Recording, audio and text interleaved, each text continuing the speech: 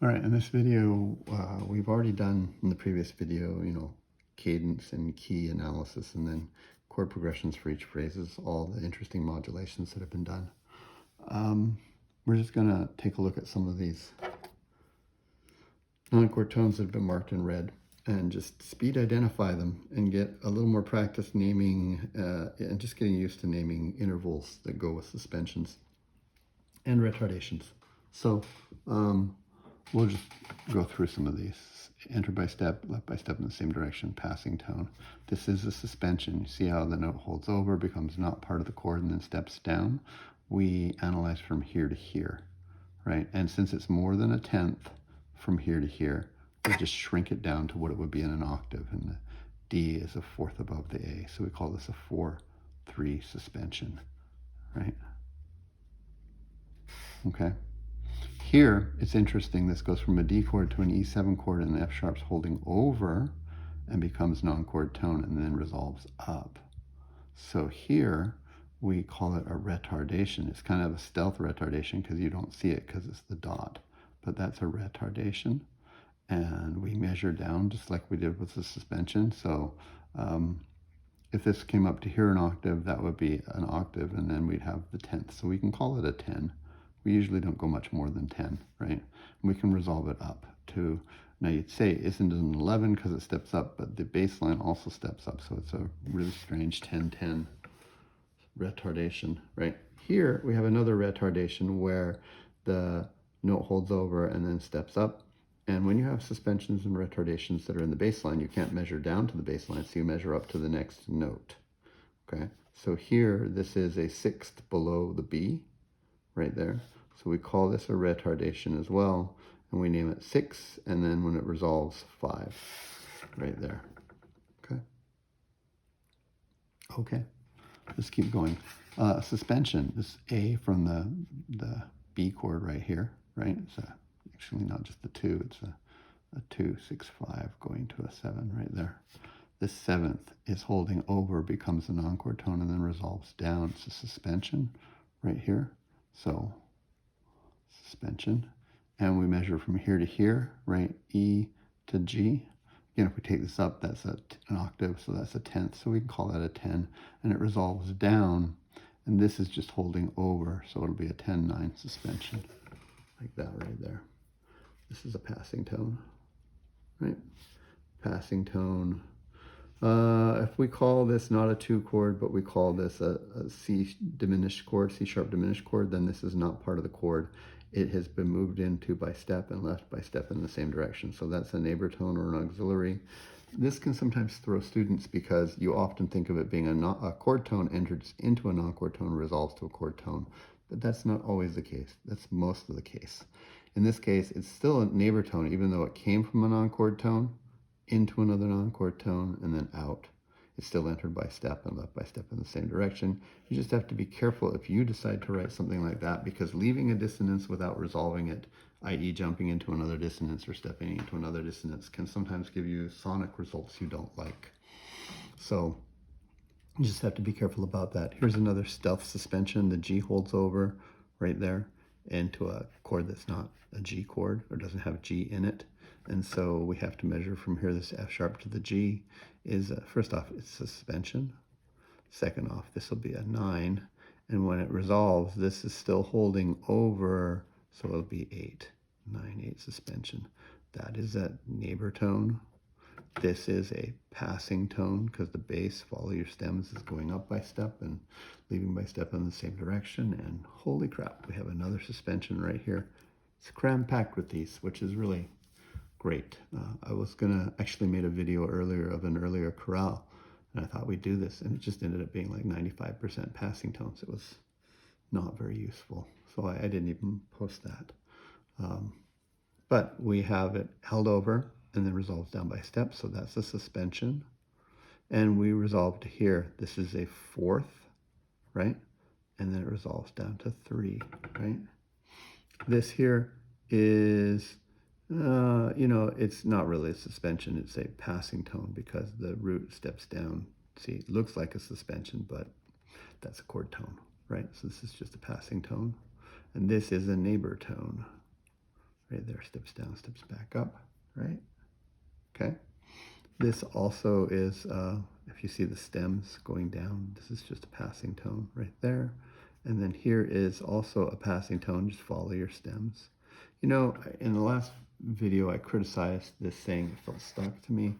It might be fine if you actually have two individual voices rather than the piano just doing that. Depends on how it's colored, how you hear it. Might be really nice to have this sort of cascading sort of, right, kind of thing. I don't know. Yeah, either way, passing tones. Look, another suspension.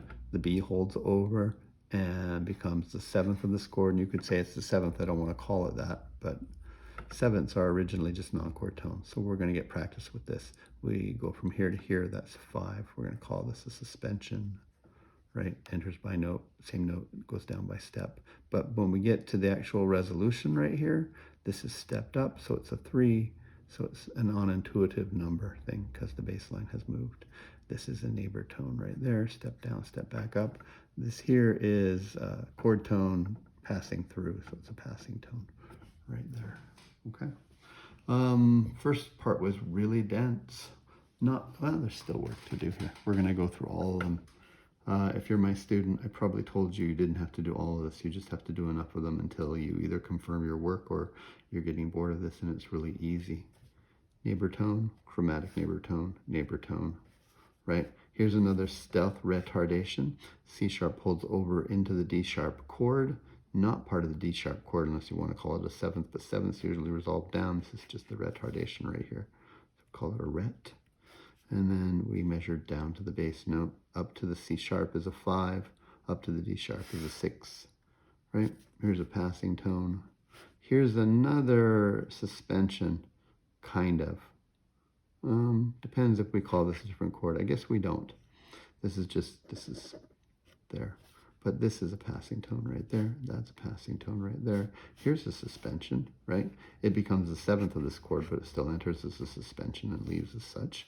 Same note, resolves down by step.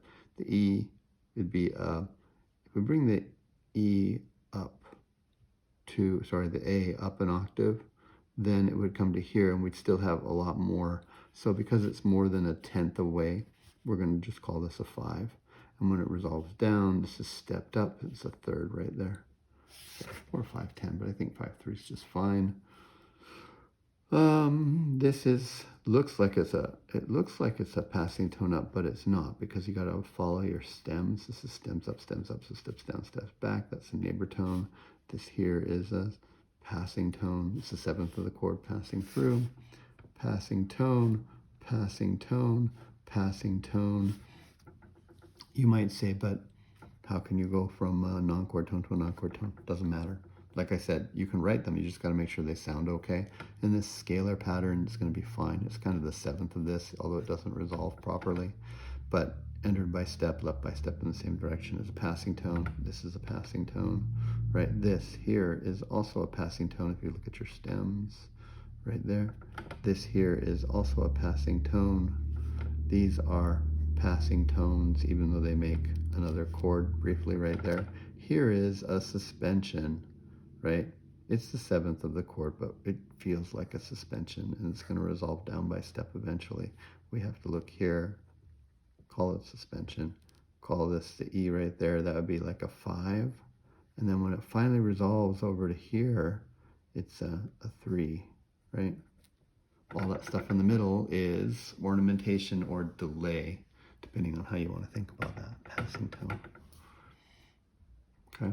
Hopefully you're just going like, I see passing tones now. I get suspensions. And then you just have to look a little bit to analyze your intervals. Intervals are important. They're sort of, why do we have to learn this in first term when we learn them? But then you'll find that they become useful for things like this and useful for analyzing what's going on inside a chord quickly. And then eventually when we head back around to like 20th century music, that's all there is intervals, because we don't call things by chord names anymore. So don't diss your interval knowledge, right? Okay, let's track this. This is the downward one and the downward one. So these are all passing tones.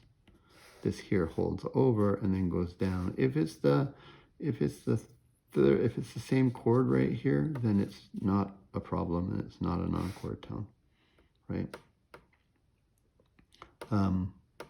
Yeah, if this is part of the chord here, then you don't have to worry about calling it a passing tone.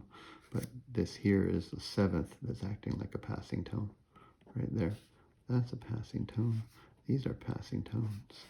This is either an anticipation of the D, or you said it's part of a proper 5/7 chord right there. Kind of works like both.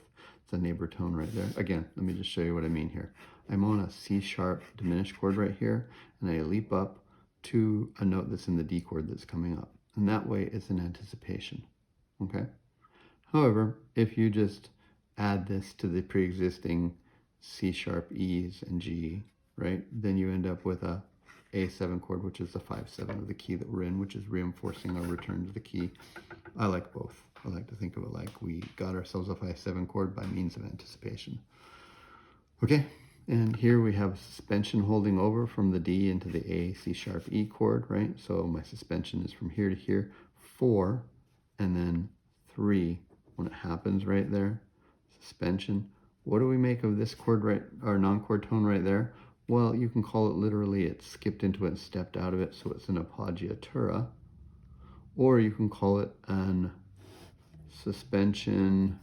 Is that even in camera? Maybe. Let's see. Suspension ornamentation, because it does this before it resolves. Or you can say that these are also changing tones, which is a kind of a funny thing. Yeah. It's kind of all the above, right? Passing tone, passing tone, passing tone. If we don't believe that this is part of the chord, I don't really think that it is. I don't think this is a real thing. I think it just happened. And then, because threes, you know, still, this is like a, what do you want to call this? It's entered by step and left by same note. And it's not part of the next chord. So it's like, this is a funny one. If you don't call this a chord, and then you call this note here the anticipation of a suspension, all systems are not perfect.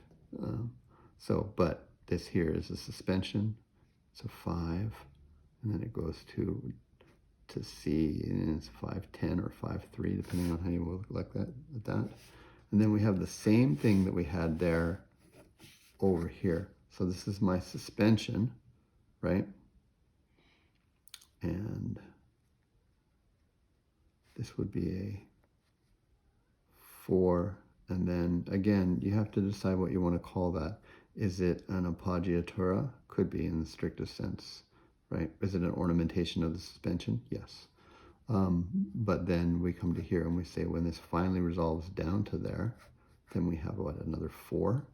Or this is holding through, so 3, like that. This is a beautiful anticipation just before the end of the piece. It's the classic one. So if I play right here, last little bit, right? So we get that, and then we get our leap down to our E minor chord in between, and then we get this anticipation, which is really good. Okay, this is our speed tour through all of these non-chord tones. If you're studying non-chord tones for a theory class, you really want to be good enough at them that you don't have to think through the definitions and you just do the perfunctory things.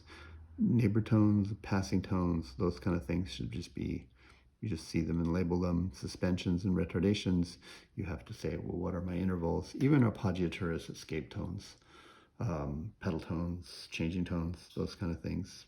You should still just know the definitions and have done enough of them so you're not really thinking hard about it.